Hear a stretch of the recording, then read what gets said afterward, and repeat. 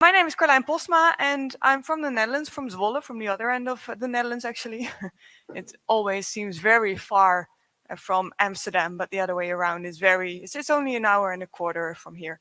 That's where I built my content marketing agency, The Post. And I sold it 2 years ago to be able to dive more into this film and series world. And I wrote a book about it. It's called Binge Marketing. And I'm going to take you to Hollywood today to learn from the best creators of content. And those are the creators of films and series. So maybe one last question. Who knows this sentence? Who recognizes it? And I'm not talking about that last beer in the pub, because I know a lot of people recognize it from that. No, this is what happens after an evening of Netflix. And at the end of the series, and you think it's the end, but it never is the end. It's the cliffhanger. So instead of the 2 episodes that you decided to watch, you'll keep on binging 3, 4, 5, and you can't stop. And that's a problem, because it will take away a lot of sleep. I don't know if you recognize it, but I'm very experienced in that fact. So just keep on binging. And what I was thinking, because I was watching a series with my 2 girls. They were 9 and 11 or 12 or something at the time. And we were watching these episodes and of Once Upon a Time. It was on Netflix. It's not anymore. But every evening we decided after this episode you're off to bed, and they never went, because as an adult you could say, I have a presentation tomorrow, I have to go. But children don't do that. Children don't understand if the end of the episode is there but the story's not finished. But it's a human thing, a human problem, because when a story is not finished, our brain can't get peace of mind. So we argued every evening, and then I just dove into the subject, because in daytimes I'm a marketer, and I thought this is exactly what I'm trying to do. Create content that people just want to watch and keep on watching. But that's a very hard task during the daytime with brand content. And those creators of films and series are very, very, very good at it. And that's when we decided to just dive into it and find out how it is that these creators of films and series know so well how to attract and retain an audience. And that's what I've been doing, and that's what became binge marketing. Just one tip: if you have this same experience as I have every evening when you're watching Umbrella Academy or The Doctor or Only Murders in the Building, whatever, you watch one episode and then 8 minutes of the next, and then you can go to sleep. 8 minutes of the next, there's no cliffhanger. Everything is at ease again. It works with my children, so I guess it will work with you too. So that was just a little tip to get a little bit more sleep. And then what is this binge marketing? What is binge marketing? It's of course, it's part of content marketing. Content marketing, everybody uses it. We need content, to attract and retain an audience. And I renamed it into binge marketing, which is a sustainable marketing strategy that allows you to build a long-term relationship with the audience through the use of serial content based on the shared interests of your audience and your brand. And that is the basis of trust, which will make you sell more. So this is the definition of binge marketing. And then there are actually 3 very important key topics in it. And I will explain a little bit more on that. First of all, it's all about audience development. Without an audience, content doesn't make any sense. And an audience is another thing, is different. It differs from a target group. A target group is pointed out by the sender of the message, of the content, and an audience is decided by itself that it wants to be your audience. And that's a really big difference. And I think because I ran in 2 sessions before this one, and we were all talking about the first party data. And actually, that's what this is. If you have an audience that really wants to consume your content, then you can get the first party data. So we're talking about audiences. Also because if you're talking about content marketing and content is text, images, it's audio, and therefore you need readers, viewers, and listeners. And that's an audience.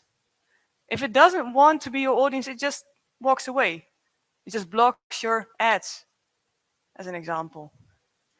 To make it a little bit more clear, I am a target group to many, many organizations, but I'm an audience to only a few because I decide. In content marketing, and especially in binge marketing, we want audiences. And you don't have to throw away all the target group descriptions because you still need it for product development or client satisfaction surveys, for example. But if you are working with content, you need an audience. That's key in everything that you're going to do from now on with content. The second thing in binge marketing is that you always have to create in series. With only one episode, only one piece of content, you won't be able to build an audience. It's just one piece of content, people consume it, they let it go, and, well, your audience is gone. So why not create series and use the same thing that they do at Netflix? One story, a longer storyline, use the recap at the start of your content. What happened before to understand this episode? But also use the cliffhanger. It's very strange that in content, the content creators that films the series, that they just know how to do that. And in marketing, we just create this article and we're happy when it's published. But there's no cliffhanger. There's no summary of what we need to know from content that we have created before to understand what this one is about. So it does make sense to create in series. So use the recap, create series, create episodes, and also use the cliffhanger at the end. And this doesn't only count for video. It's also, you can also use it in text. A series of articles. Podcast, well, audio is usually in series. So we can also learn from that. And the third thing is focus on the shared interests. What can we talk about? What is a logical thing for me as a brand to talk about? And does the audience expect from me? Those shared interests, that's core. That's actually the sweet spot of what your story should be about. So the shared, but I will get back to this one later. Another thing, and this actually got to me in June when I was at the Carljin festival in France, and there was Ted Sarandos, the co-CEO and CCO of Netflix, and he said something very interesting. We don't do live sports or news because we're on demand. And this on-demand thing is also very interesting if you're working with content. Your content should also be on demand, timeless. You don't know when your audience is going to watch it, read it, or whatever. It's up to them. When they're ready for it, then they will consume it. So that's also why I think binge marketing is a sustainable marketing strategy, because we are focusing on evergreen content, not the single-use, disposable, one pieces of content. It's evergreen content. And I think if you realize that your content, all your content is on demand, it should be there, it should be ready when your audience passes by, then you will probably be doing more to keep your audiences, just like Netflix does. Every month they are just working on new content to keep their subscribers. Just remember, if your content is on demand, you have to work harder to keep your audiences. Okay, so if you want to start with the binge marketing, where do you start? First of all, it's a mindset twist. We're talking about audiences, we're talking about series, cliffhangers, recaps, on-demand things. Then if you want to start by translating your brand story into the scenario of a great TV series. And you can compare that to the back of a DVD or the summary on IMDb if you're searching for new series, for example. But it's like 1 or 2 paragraphs about what the content of your brand is about. At the post, we always start with, well, we get a lot of documents, of course, strategies and brand missions, visions, and everything that's been done before. But it's always written from organization side, from brand side. But if you want to share, if you want to tell someone else what the series is about, it's always from the third person. That's all. That's very handy to start with that. In this series, we're following the employees of blah blah blah. So what's the story about? If you create a DVD, what is on the back flap of the DVD? What's it about? And of course, well, this should actually be the first question to answer. What is your job to do? Why are you going to create this series? Why are you going to translate your brand story into a series? Is it because you want to be a thought leader in your industry, or is it because you need more brand awareness? This is the first question to answer, because this always, well, it gives you the angle of what the story should be about. And I will get to an example. If you have a story, there are four ingredients to create this story. One of them is, who are your main characters? Just write it down. Who are the characters that are the best characters to tell your story? And this adds up to the job to be done. If you want to be thought leader in your industry, it would be interesting to have your employees as main characters, if you have them, if they are the experts. If they're not there yet, maybe you could work with influencers. But who is your main character, or a group of main characters? This is something many brands don't think about. In one article, it's an employee talking. In the other, video series, well, it's never a series, video episode. It's a client, for example. But if you think this through upfront, then you really can really start creating this series with characters that people, well, can relate to or recognize after a couple of episodes. So characters is something to think about, and it's not just one, it's a group of characters, but are these your employees?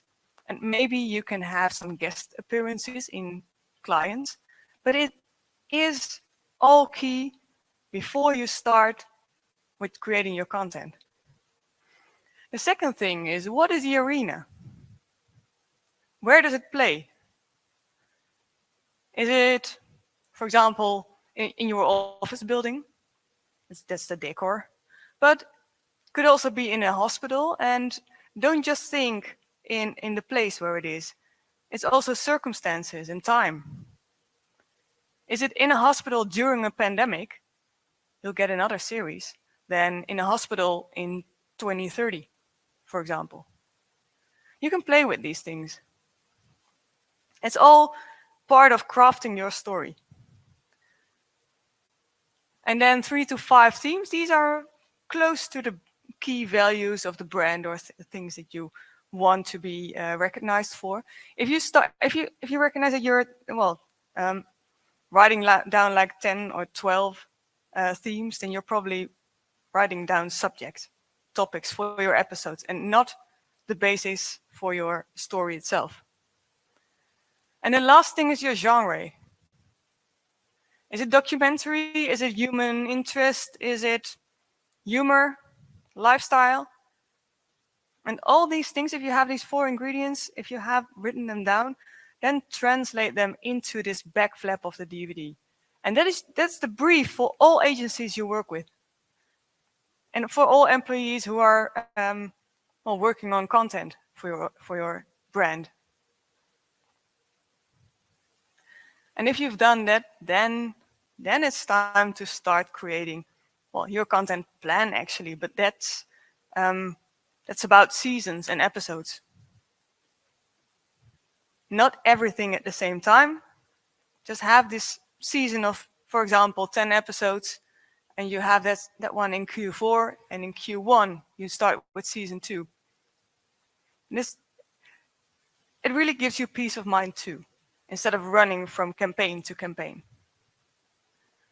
Also, if you create these seasons and episodes, if you create content in seasons, I don't know if there were some people who were into Stranger Things. If you add a new season of Stranger Things, what happens to season 1? It also attracts new audiences because people start with season 1, 2, 3, 4, etc. So this is also something you can do with your brand content. If you have seasons, people learn that in season 4, and you have a flashback to season 2, for example, you can refer people to the other seasons and, well, have them consume more of your content.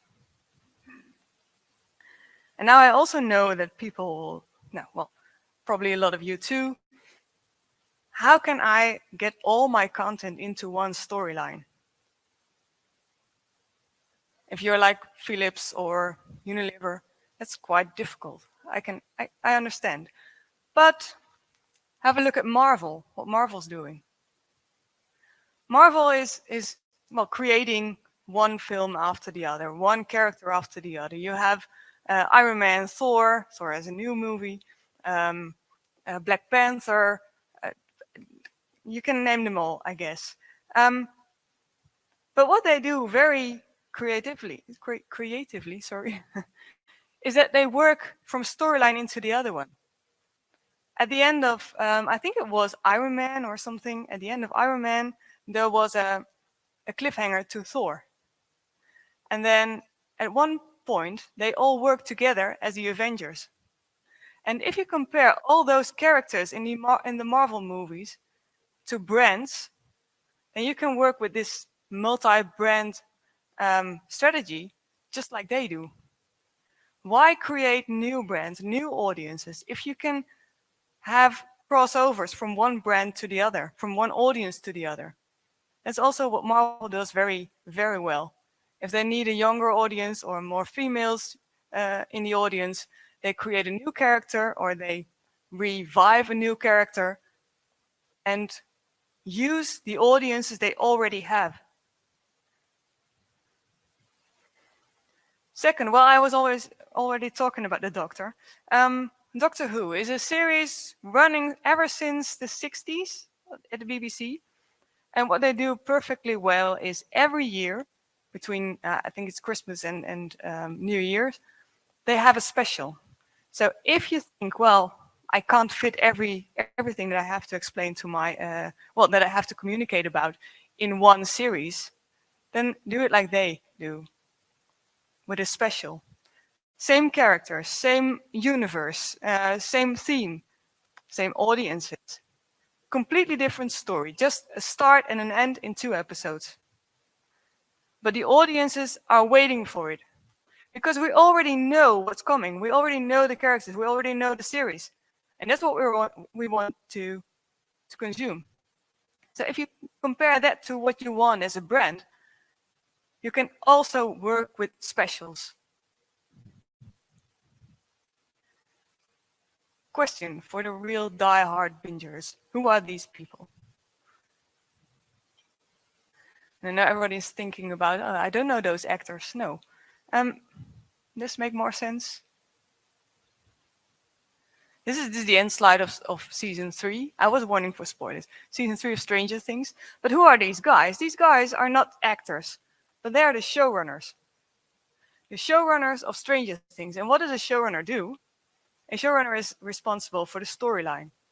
He's responsible for leading the team of writers. That episode 6 still makes sense with the plot summary. But he's also responsible for the viewing numbers.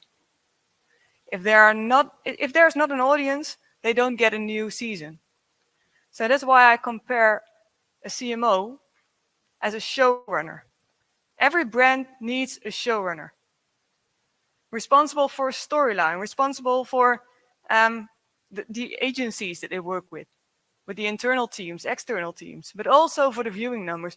No viewing of your content, no viewers of your content should mean no new season. I'm a little bit strict in that moment.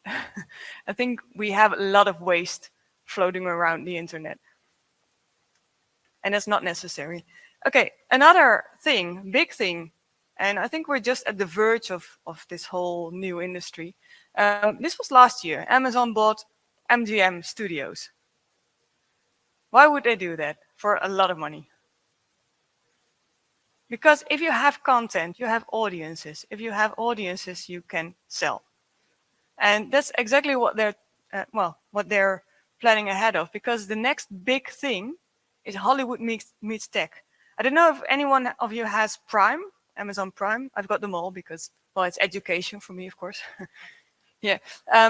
But in Prime, if you're watching a series on Prime and you press the pause button, then you get the database of IMDb. You can see who is in that episode or that scene, actually. So who's playing in that scene, but also what song am I listening to? You get the Spotify database. But what if you could pause it and just buy the dress of Sarah Jessica Parker? That's interesting. And that's exactly why Amazon bought MGM Studios. And it's just the first big database that they were buying. I think there's a really new industry growing by brands creating their own series as well. Because of these things, but also because audiences are in series. They love stories. They want to consume the stories. There are a lot of examples of that already. Very smart one. Headspace. Anyone following? Does anyone have the app of Headspace?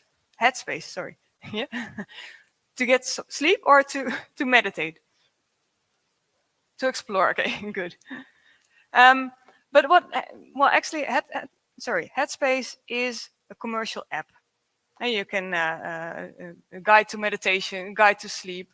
And what they did is they created this series that you can just consume through Netflix. And that's interesting because Netflix already has the audience. But what they also do is they work together with Sesame Street, create YouTube stories with, for example, Elmo. Elmo Can't Sleep, just to get children in America already ready for Headspace. And Headspace is not just an app anymore.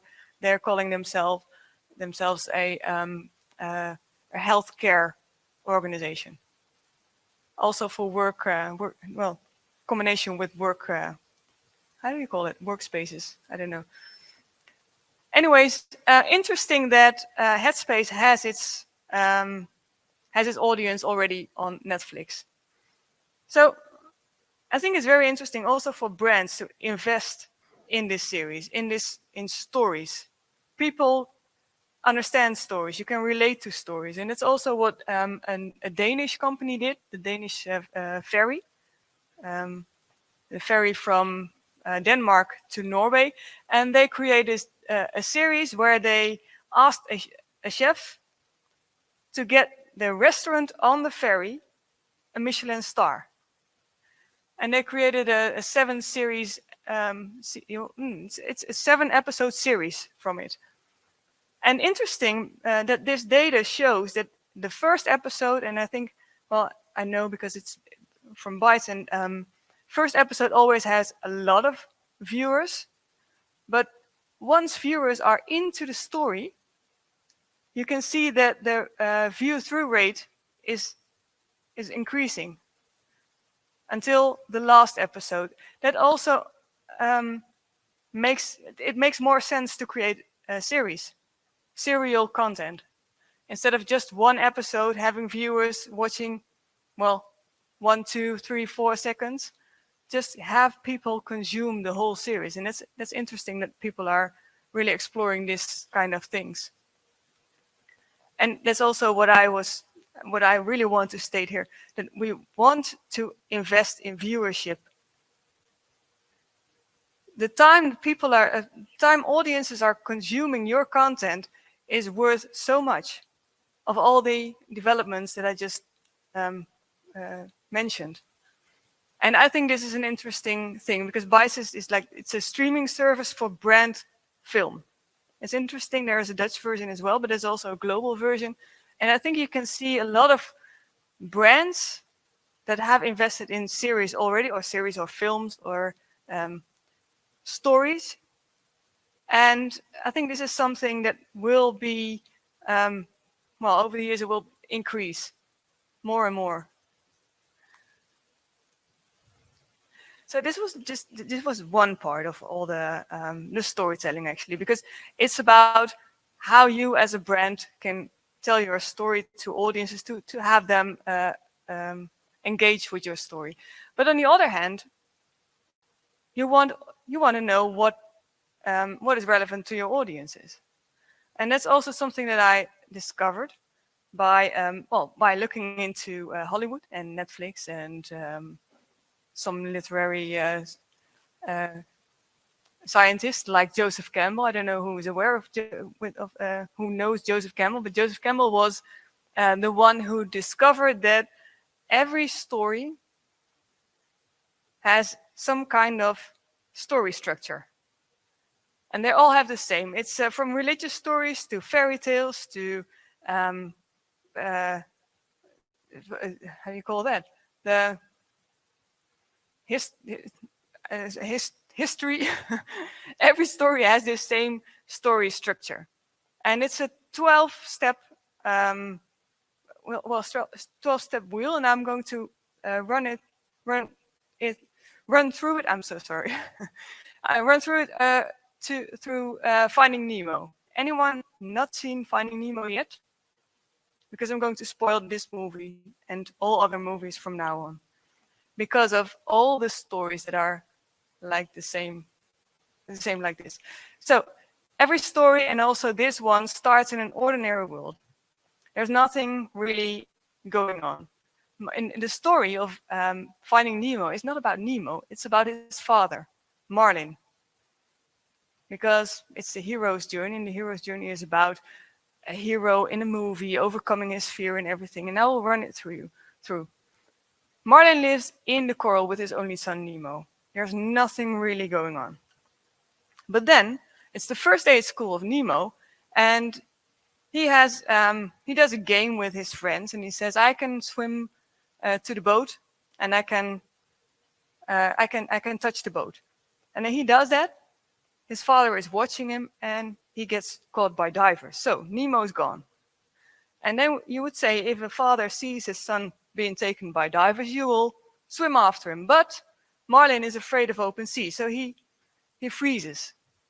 It's a refusal of the call. He doesn't dare. It's his worst nightmare to have to, swim into the open ocean.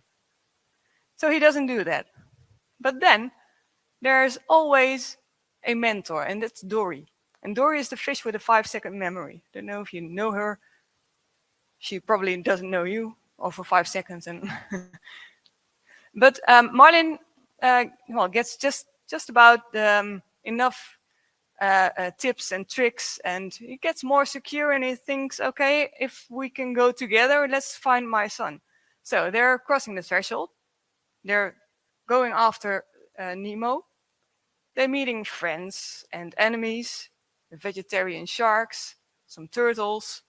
And then there's always this, will it go right or wrong? And this is where Dory gets almost stung by a jellyfish. But you can see we're still halfway. Marlin has to overcome another fear and save Dory. So he does that, but then got stung himself. And this is the part where you think, will he die or will he make it? Well, he makes it, finds his son Nemo because of all the, overcoming his fear and making friends and stuff. And then you think, okay, movie's over. No, not yet. We have 3 more parts to go. Dory gets stuck in a net, and there's only one way to get him out. And that means that Marlin has to overcome another fear and leave his son to do it, to save Dory. He does. Marlin thinks, oh, wow, I feel much wiser and older. I'm more mature, and we can all go back to the coral and live happily ever after. This is about how every movie goes, until Dory gone missing, and then you can start all over again. This is for every movie. Lord of the Rings. Frodo lives in a hobbit land. Nothing really going on. Then Gandalf comes into the village. He has to save the world by destroying the ring. He doesn't want to because he doesn't want to leave his hobbit land. Same thing goes for James Bond. James Bond lying in a hotel or on a beach with a woman. M calls. He has to save the world. He doesn't want to. Who is the mentor of James Bond in this case? Tips, tricks, gadgets. Q. Right. Also Bambi. You know who the mentor of Bambi is? The rabbit, yeah. Stampertje, we call it in the Netherlands. Stampertje. Okay, so every movie is like this. So if you watch a movie this evening or tomorrow or whenever, just go sit down and fill it out. It follows this structure. Maybe it goes from 7 to 3 and back and forth. But they all follow this structure. And then, why am I explaining this? There are two things that you can use this. One, just to create your own story, because this is also what people understand. This is what people relate to. We understand struggle. We understand ordinary world. We understand friendship. But why am I explaining this? This is also what, if you apply this to your audience, they are going through the same stages. And I will go through an example to explain a little bit more. HelloFresh, you know HelloFresh? It's those meal boxes that get to your door. Just an example, it's created, so it's not a real case of them, but just to have you with me on this case. So, HelloFresh. If you start with explaining it in terms of target group, highly educated women with a good job and a busy social life, age 24 to 20 or 25 to 45, think sports and eating healthy are important. They love cooking and good food, but have too little time to be creative every day of the week. This is like a target group description, a short one. Then you also have the persona. If you work with personas, I always have like a hate-love relationship with personas. This is Sasha. Sasha's married, and daughters. She's a community. A lot of personas are communication managers. Have you noticed? It's like they work well, can relate to themselves. Health insurance company. Well, you understand the idea. But what I want to rethink in terms of audiences is the ordinary world of your target group. Let's point it out that way. It doesn't matter who they're with, what they're doing. It's a mindset of the time that you are relevant to them.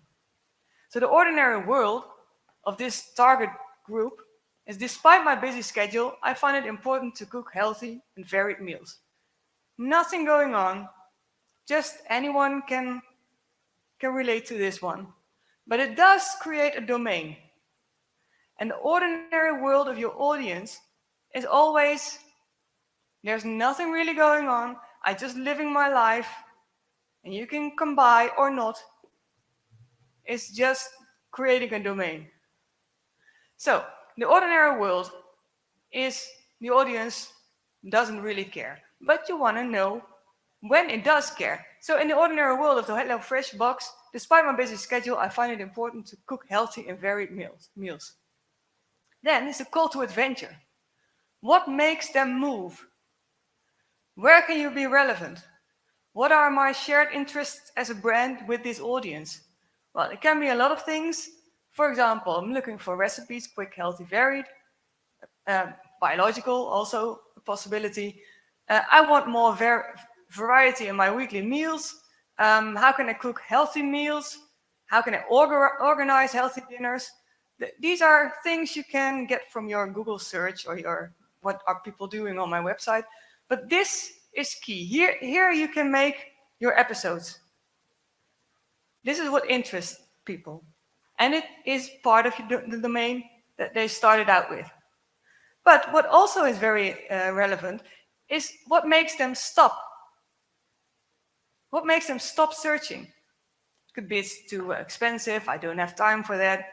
Just if you put down all those resistance then you'll probably have a lot of things that you can either create episodes about or just think, okay, this is not my topic.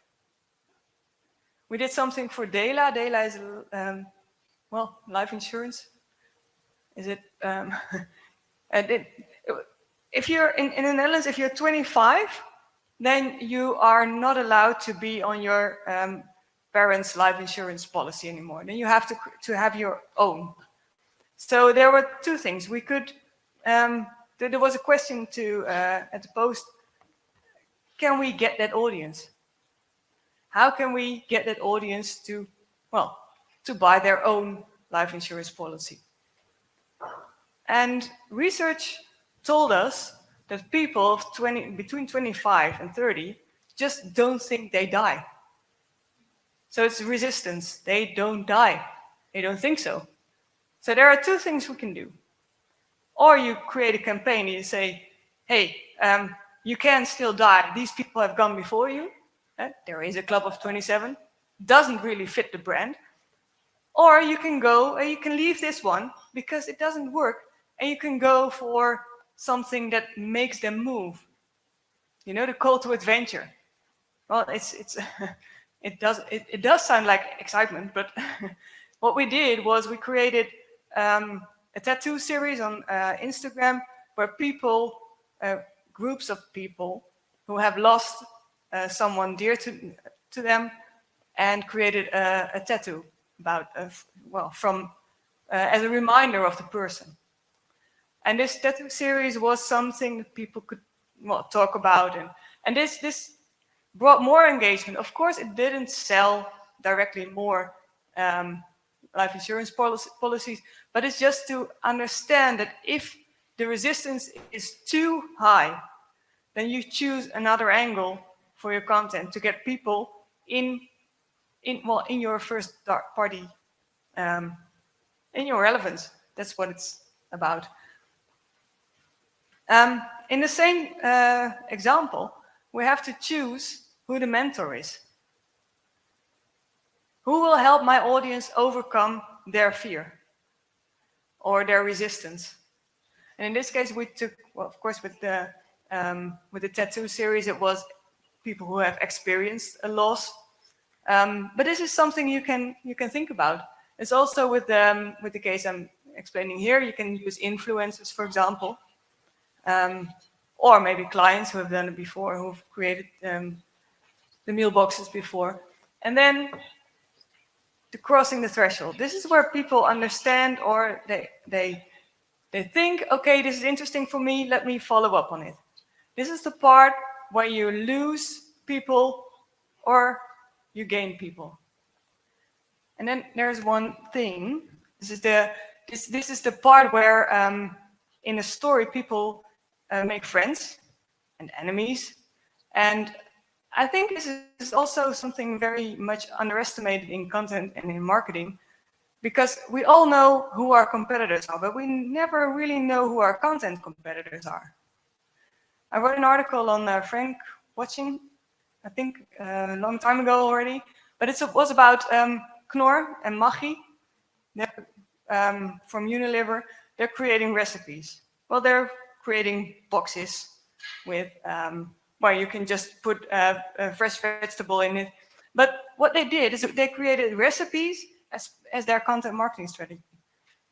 But if you understand what the content competitor is, then you will run into all influencers, all TV chefs, all recipes like the allerhande. And that competition is just too big to put your content, to have your content winning. So this is something you really have to think about. Who are my content competitors?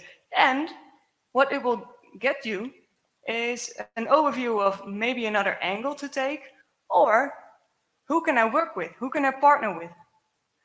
I just saw, I think it was the last speaker, he was talking about contextual advertising. And that's also something you can get from this wheel.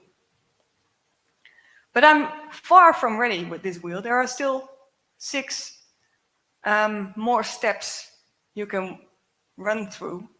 But as I already said, you always have to end with a cliffhanger. So you can't just finish your story and think, I'm right there.